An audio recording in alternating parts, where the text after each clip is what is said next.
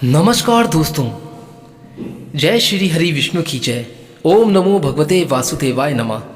कार्तिक मास कथा अध्याय 17। दोस्तों, आज इस वीडियो के माध्यम से मैं आपको अगले का अध्याय सुनाने जा रहा हूँ। आप सभी का दिन शुभ और मंगलमय हो। आप सभी पर श्री हरि विष्णु माता लक्ष्मी की कृपा आपके परिवार पर सदैव बनी रहे और आपको मोक्ष की प्राप्ति हो। कार्तिक मास का हिंदू धर्म में विशेष महत्व और यह मास भगवान श्री हरि विष्णु उनकी प्रिय तुलसी माता को समर्पित है। कार्तिक मास को दान, पूजा, उपवास, सत्संग का पवित्र मास माना ही जाता है। यही एक ऐसा मास होता है जो सभी मासों में सबसे ज़्यादा श्रेष्ठ और पूजनीय माना जाता है, जिसमें विशेष रूप से तुलसी जी की ही पूजा का महत्व है। जी हाँ, तुलसी माता को हिंदू धर्म में बहुत ही पवित्र और पूजनीय माना जाता है। उन्हें हम माँ कहकर बुलाते हैं। उनका विवाह भगवान श्री हरि विष्णु के शालिग्राम रूप से हुआ, जिससे तुलसी विवाह का आयोजन भी पवित्र इसी मास में किया जाता है। तुलसी माता की कथा में धर्म, भक्ति और जीवन के आदर्शों का वर्णन ही किया गया है, जैसा कि आप इस कार्तिक मास की कथा अध्याय में सुनते आ रहे हैं और उनकी कथाओं के बारे में जानते जा रहे हैं।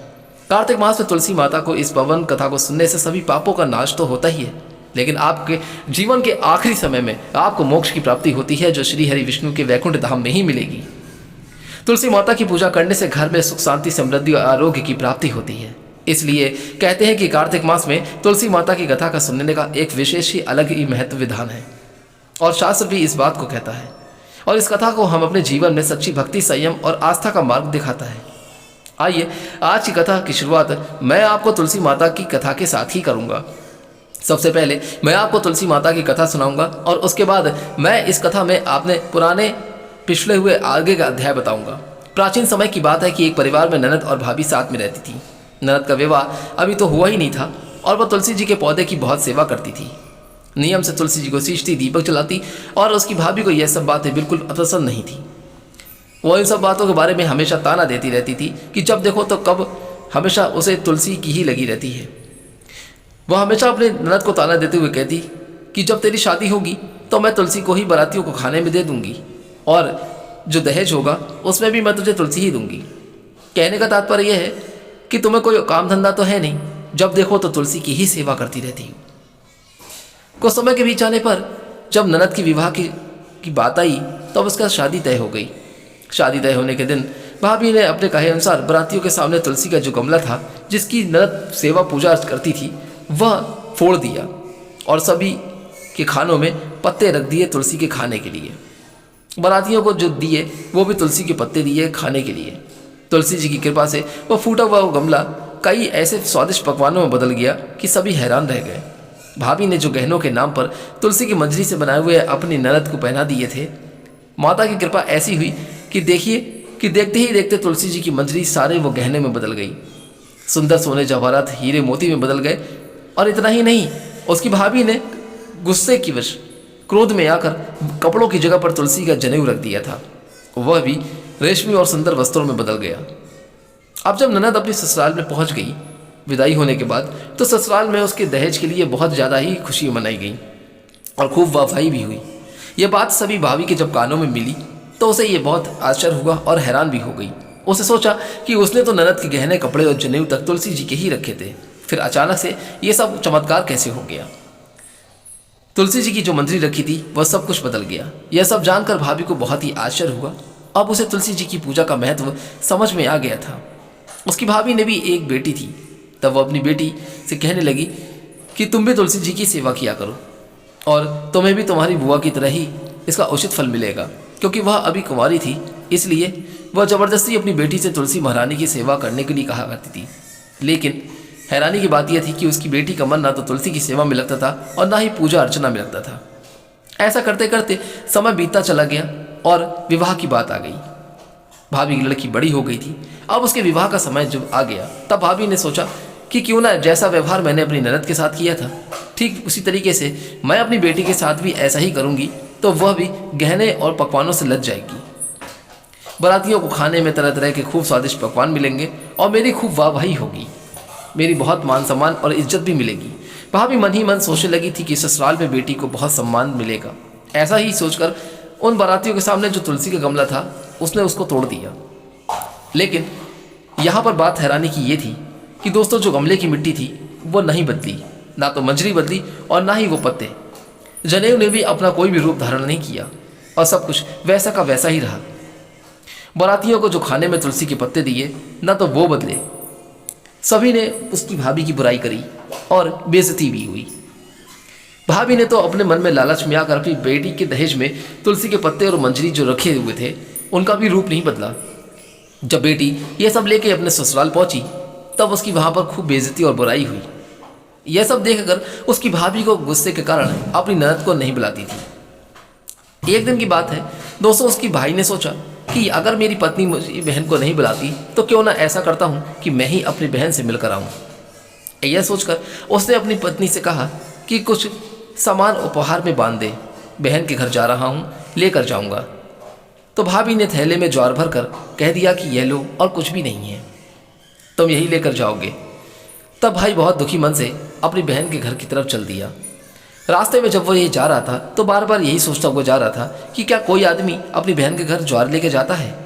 यही सोचकर वह एक गाय की शाला के पास रुक जाता है और ज्वार का जो थैला है वह एक गाय के सामने उसने पलट देता है खाने के लिए।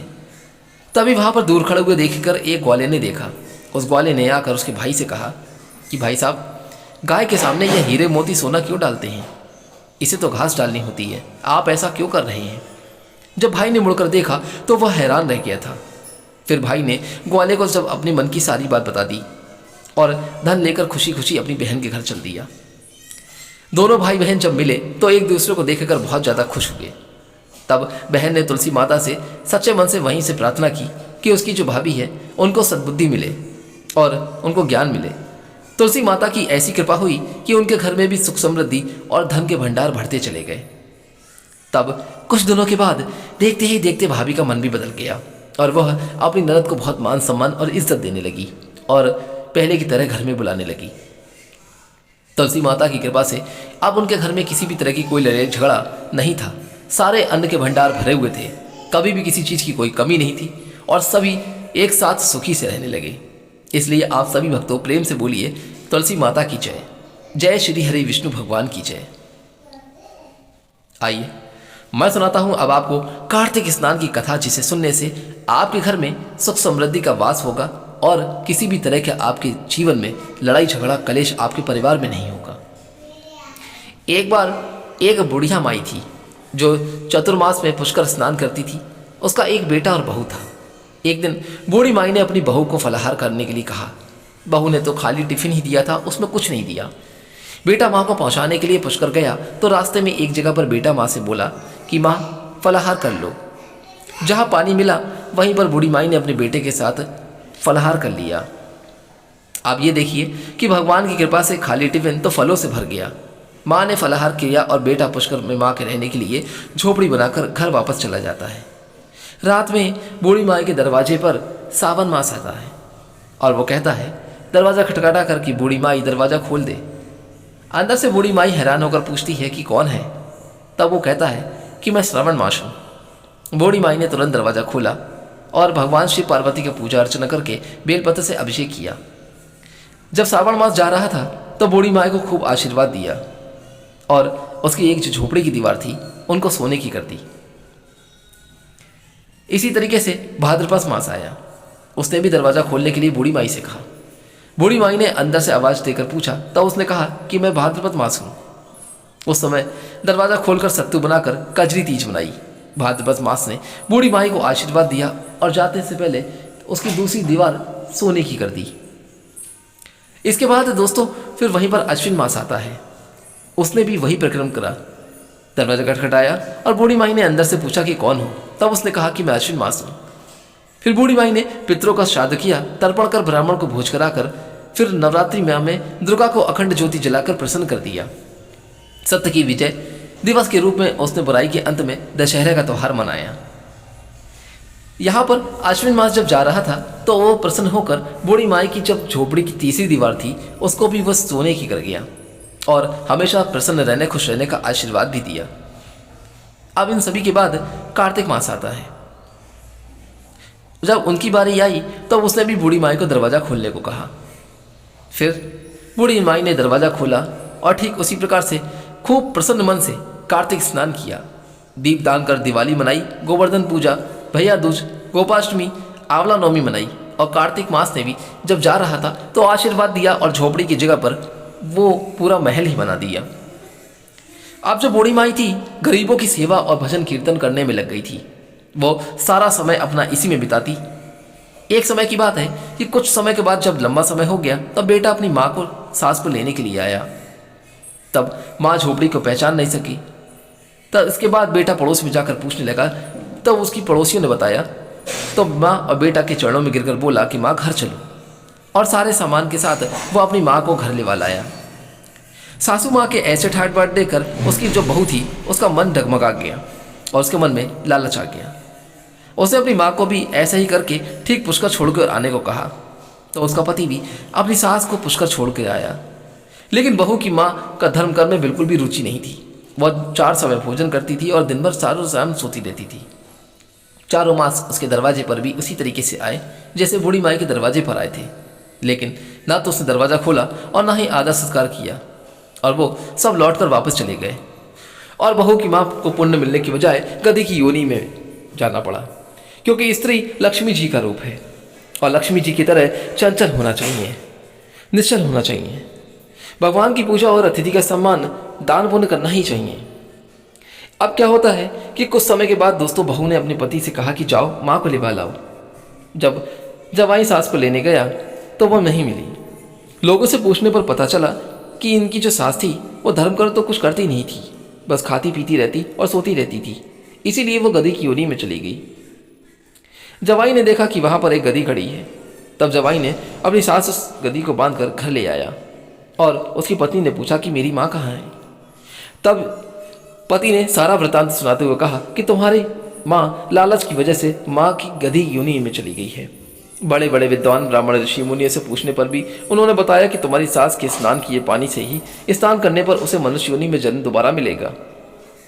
तब बहू ने ऐसा ही किया और उसकी माँ पुनः मनुष्य योनि में आ जाती है। कहते हैं कि हे राधा दामोदर, भगवान जैसा बढ़िया माई को दिया वैसा आप सबको देना, हर एक को देना। इस कहानी को जो भी सुनता है, सच्चे मन से सुनता है, उसके जीवन में इसी तरीके से बढ़िया माई की तरह सबको कुछ प्राप्त हो। जय श्री हरि विष्णु भगवान की जय। अब आइए मैं आप सुनाता हूँ कार्तिक मास महात्म्य का आगे का अध्याय। एक दिन महाराज पृथु ने नारद जी से पूछा कि हे देवर्षि नारद जी, सभी गोपियों में राधा जी ही भगवान जी को इतनी प्रिय क्यों होती हैं, और कार्तिक मास में भगवान विष्णु के साथ उनकी पूजा ही क्यों होती है, किसी और की क्यों नहीं। नारद जी ने कहा कि हे राजन, पहले मनवंतर में पांचाल देश में प्राचीन विहि नाम का एक राजा रहता था। उसने विष्णु भगवान का एक अत्यंत सुंदर और विशाल मंदिर बनवाया। उसमें नित्य प्रतिदिन विधि विधान से भगवान का पूजा अर्चना करता हुआ उसी नगर की एक अति सुंदर स्त्री से प्रेम विहल होकर भगवान के सामने मोहक नृत्य किया करती थी। दोस्तों, हम आपसे अनुरोध करते हैं कि अगर अभी तक आपने इस कथा को लाइक नहीं किया है तो एक बार लाइक करके हमारे चैनल को सब्सक्राइब जरूर कर दीजिएगा और बेल आइकन को जरूर प्रेस कर दें। कमेंट बॉक्स में जय श्री हरि विष्णु जरूर लिखें। उसकी हर समय एकमात्र यही लालसा रहती थी कि वह किसी तरह भगवान के गले में बाहें डालकर नृत्य करे। एक दिन उसने अपने समस्त धन गरीबों में बांट दिया और भगवान के सम्मुख नाचते हुए अपने प्राण छोड़ दिए। स्वर्ग में जब वह गई तो वह स्त्री चंद्रकीर्ति नामक बहुत ही सुंदर देवांगना बनी। एक दिन वह दर्पण में अपना अद्भुत रूप लावण्य देख ही रही थी और मन ही मन कहने लगी कि भगवान के अतिरिक्त अन्य कोई मेरा पति हो नहीं सकता। ऐसा ही उसके मन में यह विचार आया और वह भगवान की स्मृति को मन में धारण कर नृत्य करने लगी। कुछ समय के बाद दैत्यों के जब ज्यादा आतंक हुआ तो दुखी होकर सभी देवता ब्रह्मा जी के शरण में चले गए थे। तब ब्रह्मा जी ने भगवान विष्णु के कृष्ण अवतार लेने की संपूर्ण वृत्तांत देवताओं को सुना दिया और उनके साथ ही आज्ञा दी कि देवता ग्वाल बाल और देवांगनाएं गोपियों के रूप में जन्म लेकर भगवान की सेवा अर्चना करें। देवांगना चंद्रकीर्ति ब्रह्मा जी से प्रार्थना करती हुई बोली कि पितामह, भगवान स्वयं मेरे साथ नाचे, मेरा पूर्व जन्म का यह मनोरथ पूरा करने की कृपा आप ही करें। तब ब्रह्मा जी ने वरदान देते हुए कहा कि तुम नंदग्राम में वृषभान गोप के यहाँ राधा नाम से जन्म लेकर सभी ब्रज गोपिकाओं से अधिक भगवान को प्रिय होगी। उस समय जब भगवान तुम्हें अपने प्राणों से भी अधिक प्रिय होंगे तो समझेंगे तथा राजोत्सव में तब उनके साथ तुम नृत्य खुद करोगी। इस तरीके से तुम्हारी ये अधूरी और मनोकामना वो जरूर पूरी हो जाएगी। ब्रह्मा जी के वरदान को पूरा करने के लिए श्री कृष्ण अवतार में भगवान ने राधा जी के साथ रासोत्सव में नृत्य किया था और उन्हें अपने प्राणों से अधिक प्रिय माना जाने लगा। तभी से राधा रानी श्री कृष्ण को ज़्यादा प्रिय हैं। इसलिए आप सभी भक्तों से अनुरोध है, प्रेम से बोलिए एक बार श्री कृष्ण भगवान की जय, राधा रानी की जय। अब दोस्तों, मैं आपको पंचक काल में दीपदान का बहुत ही विशेष महत्व बताने जा रहा हूँ, इसको ध्यान से सुनिएगा। महाराज प्रभु ने नारद जी से कहते हैं कि देवर्षि, यम पंचक काल में दीपदान का ऐसा क्या विशेष महत्व है, क्या विधान है, यह भी आप मुझे जरूर बताएं। तब नारद जी ने कहा कि हे राजन, कार्तिक मास के कृष्ण पक्ष की त्रयोदशी से शुक्ल पक्ष की द्वितीया तक के 5 दिन यम पंचक कहलाते हैं। इन दिनों में धनतेरस की रात को यमराज के निमित्त दीपक जलाने से यमराज प्रसन्न होते हैं और अकाल मृत्यु आदि नहीं होती। इसका तात्पर्य यह है कि यदि आपके जीवन में कोई अकाल मृत्यु है तो ऐसा करने से आपके जीवन की मृत्यु टल जाती है। इसके अगले दिन कार्तिक कृष्ण चतुर्दशी को नरक चतुर्दशी भी कहते हैं। इस दिन तिल का तेल, अपमार तथा दूर्वा आदि लगाकर ही नहाना चाहिए। नहाने के बाद दक्षिण दिशा होती है, वहाँ आप मुँह करके अपसवय होकर जल में तिल मिलाएं और 3-3 अंगुली से यमाय धर्मराजाय मृत्वय अंतकाय कालाय सर्वभूत क्षयाय औदुम्बराय दग्नाय परमेष्टिने व्रकोदराय चित्राय चित्रगुप्ताय, ये जो नाम होते हैं, इन्हीं नामों से यमराज का आप तर्पण करें। फिर शाम को ब्रह्मा, विष्णु और शिवजी तथा दुर्गा के मंदिरों में वृक्ष तथा गौशाला, बगीचा, नदी, तालाब, कुआं, जो बावड़ी, गली, चौरास्ता होते हैं, खेत, शमशान होते हैं, वहाँ पर आप दीपक जरूर जलाना जाएं और रात को श्री लक्ष्मी जी की पूजा करें। अगर शास्त्र से किसी की मृत्यु हो गई हो, शस्त्र से, तो उसके निमित्त भी चतुर्दशी को दीपदान जरूर करना चाहिए। इससे आपको अक्षय पुण्य की प्राप्ति हो जाती है। और इसके बाद कन्या, ब्रह्मचारी तथा तपस्वियों को भोजन जरूर करवाएं। खाना खिलाना बिल्कुल भी ना भूलें। इससे यमलोक में न जाकर बल्कि आपको सीधे शिवलोक की ही प्राप्ति होगी। कार्तिक की अमावस्या जो होती है, यानी कि दीपावली के दिन, जो कहते हैं कि स्नान आदि से नहाने के बाद आप पितरों का पूजन और श्राद्ध करके ब्राह्मणों को भोजन जरूर करवाएं और फिर शाम के समय घर की तुलसी के समीप, देवस्थान, शमशान, नदी, पर्वत, चौरास्ता या गौशाला में दीपक जरूर जलाएं। इसके बाद लक्ष्मी जी की स्तुति करके उनको जगाएं और जिस प्रकार पतिव्रता स्त्री अपने पति से पहले जागती है, ठीक उसी प्रकार लक्ष्मी जी भी भगवान जी से 12 दिन पहले जाग जाती हैं। अमावस्या को दिन बालक, वृद्ध तथा रोगियों को छोड़कर कोई भी अन्न भोजन न करें। शाम के समय लक्ष्मी जी का पूजन करने के बाद ही आप खाना खाएं और घर को आप अपने पूरे फूल माला आदि से सजाकर सारे घर में आप दीप जलाएं। घर के सभी जो भी आपके घर में स्त्री पुरुष हैं, वो नए नए कपड़े पहने और सभी रात को लक्ष्मी जी के सामने नृत्य या गीतादि करके खूब खुशियाँ मनाएं। घर में सभी रात को दीपक जलाना चाहिए। उस रात को लक्ष्मी जी सभी घरों में आती हैं और जो घर सबसे ज़्यादा सुंदर और अधिक रमणीक उन्हें लगने लगता है, वो उसी में दीर्घकाल तक निवास भी करती हैं। यही सत्य है। एक प्रहर रात्रि शेष रहने पर दरिद्र रूप अर्थात घर का कूड़ा करकट सूप या पुराने पंखे पर रखकर बाहर फेंक देना ही चाहिए। ऐसा करने से आपके जो घर की दरिद्रता है वो दूर चली जाती है और आपका घर धन दान से परिपूर्ण हो जाता है। दीपावली के जो दूसरा दिन होता है, उस दिन गोवर्धन बनाकर बंधु बांधवों के साथ गोवर्धन की पूजा की जाती है और ब्राह्मणों को भोजन कराया जाता है। सभी नए अन्न का भोजन करें। भगवान कृष्ण ने इंद्र का मान मर्दन करके गोवर्धन पर्वत की पूजा इसी दिन ही की थी। शाम के समय गौ तथा वृषभ यानी कि बैल की पूजा करें और अपने परिवार के भरण पोषण व रक्षा के लिए आप उनसे प्रार्थना भी करें। इसी दिन शाम के समय बलि तथा उसकी पत्नी विंध्यावली की मूर्ति बनाकर पूजा आदि दानादि क्रियाएं करने से परिवार में सुख शांति समृद्धि का वास होता है। तो दोस्तों, अब मैं इसके आगे का अध्याय आपको आने वाली अगली कथा में सुनाऊंगा। यहाँ की कथा और वृत्तांत समाप्त होते हैं। यहाँ से जाने से पहले हम आपसे अनुरोध करते हैं कि अगर ये वीडियो पसंद आई तो एक बार चैनल को सब्सक्राइब करके बेल आइकन को जरूर प्रेस कर दीजिएगा। कमेंट बॉक्स में ओम नमो भगवते वासुदेवाय जरूर लिखें। आपके जीवन के सारे संकट, सारे कष्ट श्री हरि विष्णु माता लक्ष्मी की कृपा से जल्दी ही दूर हों और आपकी मनोकामना भी पूरी हो, ऐसी हम आशा और प्रार्थना करते हैं। आज्ञा दीजिए, फिर मिलूंगा अपने अगले अध्याय को लेकर। तब तक के लिए आप अपने जीवन में खुश और स्वस्थ रहें। जय श्री हरि विष्णु, जय श्री राम।